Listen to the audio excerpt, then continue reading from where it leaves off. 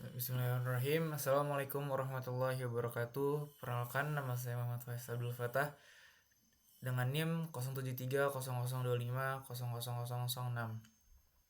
Di sini saya akan menjelaskan materi tentang geomorfologi. Jadi, apa itu geomorfologi? Adalah ilmu yang mempelajari bentuk-bentuk muka bumi yang terjadi karena kekuatan-kekuatan yang bekerja di atas permukaan bumi atau eksogen dan di dalam bumi atau endogen. Morfologi dijadikan oleh elevasi, sudut lereng, panjang lereng, bentuk lereng, dan komponen-komponen lereng. Prosesnya yaitu ada proses endogenik, eksogenik, juga eksterestrial. Kekuatan-kekuatan yang bekerja di atas permukaan bumi disebabkan oleh gaya-gaya yang banyak sekali, contohnya angin, air, es, dan lain-lain. Selanjutnya ada pengerjaan angin. Angin berperan penting dalam merusak dan membangun permukaan bumi, misalnya di daerah gurun yang menyebabkan adanya endapan di tempat tertentu. Kecepatan angin dihitung dalam meter per detik atau km per jam.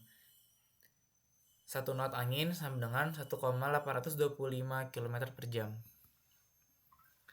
Selanjutnya ada istilah-istilah dalam pengerjaan angin, yaitu ada deflasi atau pengikisan oleh angin, wadi lembah-lembah yang tidak berair, dan banyak tempat di gurun. Hamada, gurun batu yang tak bervegetasi. Serir, gurun kerikil yang tak bervegetasi. Arek, gurun pasir hasil angkutan dari hamada dan serir. Korasi adalah pengikisan oleh angin yang mengandung pasir. Berikut adalah contoh wadi. Berikut adalah contoh wadi, hamada, serir, dan arek. Di tempat di mana pasir diendapkan terjadi penumpukan, pasir yang terpengaruh oleh faktor-faktor lain, seperti rumput tanaman sebagai penghalang, maka akan terjadi bukit-bukit pasir. Menurut terjadinya ada 2 macam bukit-bukit pasir, yaitu yang terbentuk tanpa bantuan tanaman, yang kedua terbentuk dengan bantuan tanaman. Karena deflasi, butir-butir terhalus dari gurun diterbangkan oleh angin sampai jauh sekali dari gurun itu. Jika kekuatan berkurang, butir-butir itu diendapkan di tanah dan ditahan oleh tanaman. Setelah ribuan tahun terbentuklah endapan tanah yang tebal disebut loess. Selanjutnya, ada pengerjaan oleh air.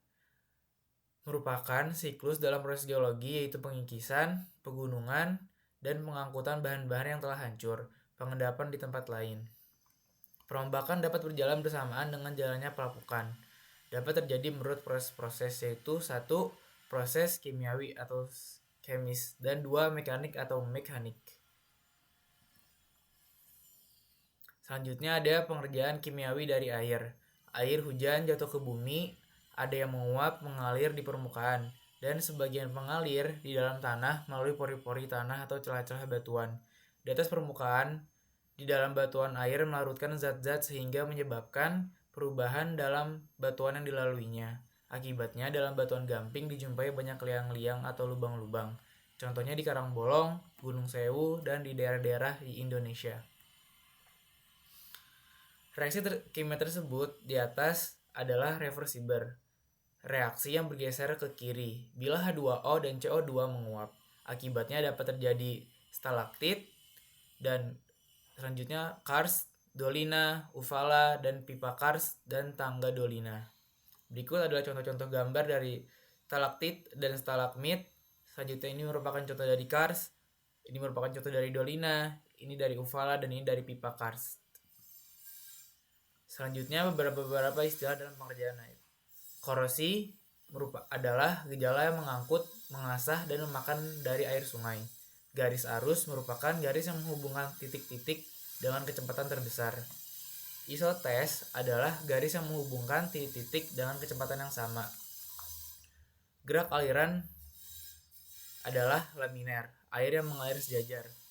Turbulen, air yang mengalir tidak teratur. Terjun, karena perbedaan tinggi. Regresi merupakan penurunan permukaan dari air laut. Selanjutnya, sungai. Erosi terlihat pada pembekuan lembah melebarkan dinding-dinding lembah. Kuatnya erosi tergantung pada tenaga air dan daya tanah bantuan yang dilaluinya. Bentuk dan kedudukan lembah bergantung pada faktor kerasnya batuan, celah yang terdapat pada batuan, dan permeabilitas batuan, dan juga iklim. Macam-macam aliran. Aliran dibagi 3, yaitu ada aliran hulu, aliran tengah, dan aliran hilir. Aliran hulu merupakan bentuk lembah dengan V.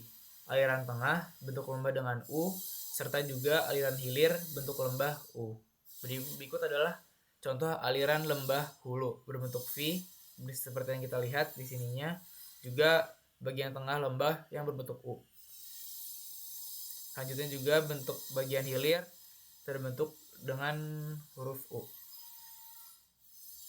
Oke, kita lanjut. Ini adalah contohnya juga. Delta adalah endapan di muara sungai yang terletak di lautan terbuka, pantai atau danau sebagai akibat dari berkurangnya laju aliran air saat memasuki laut. Ini contoh adalah dari aliran delta. Seperti ini, seperti pohon yang bercabang. Selanjutnya ada alluvial fan, merupakan dataran yang terbentuk akibat proses geomorfologi yang lebih didominasi oleh tenaga eksogen, yang semuanya akan mempercepat proses pelapukan dan erosi. Berikut adalah contohnya alluvial fan. Oke, kita lanjut. Itu ada youthful steam valley.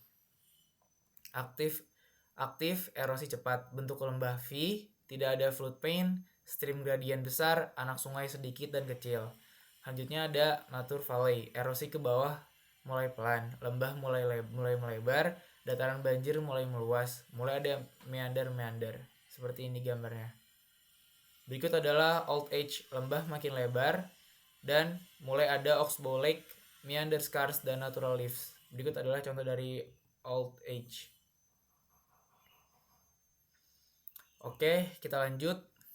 Ada pola aliran sungai. Pola aliran sungai ada 7.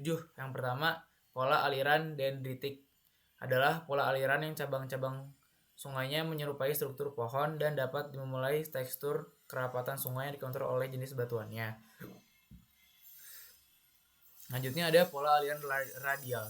Pola aliran sungai yang arah alirannya menyebar secara radial dari satu titik ketinggian tertentu. Yang ketiga ada pola aliran rektangular, umumnya berkembang pada batuan yang resistensinya terhadap erosinya mendekati seragam. Selanjutnya ada pola aliran trellis, pola aliran yang menyerupai bentuk pagar yang umum dijumpai di perkebunan anggur. Selanjutnya ada pola aliran centripetal, aliran sungainya mengalir ke satu tempat yang berupa cekungan. Yang keenam ada pola aliran anular, aliran sungainya menyebar secara radial dari satu titik ketinggian tertentu ke arah hilir aliran kembali bersatu. Yang ketujuh ada pola aliran paralel, suatu sistem aliran yang terbentuk oleh lereng, curam, atau terjal. Berikut adalah contoh-contoh pola aliran sungai. Yang pertama di sini ada aliran dendritik. Di sini adalah aliran radial. Di sini ada aliran centripetal. Di sini ada aliran trellis. Juga di sini ada aliran rektangular. Oke, kita lanjut. Velocity merupakan kecepatan yang dipengaruhi oleh faktor-faktor tertentu. Pertama, jumlah air. Yang kedua, sifat-sifat tepi sungai. Yang tiga, kemiringan atau gradien sungai. Berikut adalah satuan ms, jarak per waktu, drainage basin, keseluruhan daerah di mana sebuah sungai dan cabangnya menerima air. Selanjutnya ada pengerjaan air mengalir yang dipengaruhi oleh 3 faktor. Yang pertama ada transport debris, yang kedua ada mencapai alur sungai lebih dalam, yang ketiga menimbulkan sifat sedimen di tempat lain. Yang keempat ada sifat ekonomi sungai, transportasi, bahan-bahan penyalur tanah, pengairan, dan lalu lintas. Transportasi. Load adalah sama dengan jumlah material yang dibawa sungai pada suatu waktu. Kompatibel atau kesanggupan dari suatu sungai untuk mengangkut diukur dari ukuran maksimal partikel yang dapat digerakkan.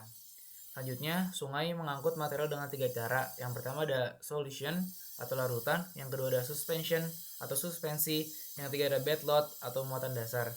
Gerakan partikel pada bed load ada dibagi dengan 3 cara, yaitu ada saltation, melompat, rolling, mengguling, 3 ada sliding atau sliding. Selanjutnya ada pengerjaan oleh es atau gletser.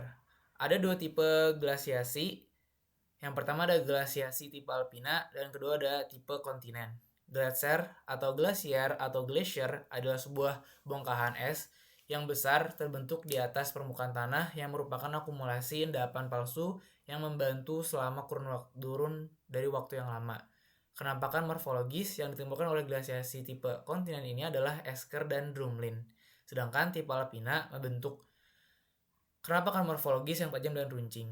Ini merupakan contoh dari tipe esker. Ini juga merupakan contoh dari tipe drumlin. Bisa kita lihat. Oke, lanjut. Kesimpulan dari materi geomorfologi ini. Yang pertama adalah geomorfologi adalah cabang ilmu geologi yang mempelajari bentuk permukaan bumi. Yang kedua, kekuatan yang bekerja di atas permukaan bumi adalah air, angin, dan es. Morfologi yang ketiga, morfologi tertentu akibat gaya angin adalah sand dunes, gurun pasir, dan lain-lain. Yang keempat, morfologi yang dibentuk oleh air adalah sungai, delta, dan lain-lain. Yang kelima, cara pengangkutan dasar oleh air adalah socean, suspension, dan bedload.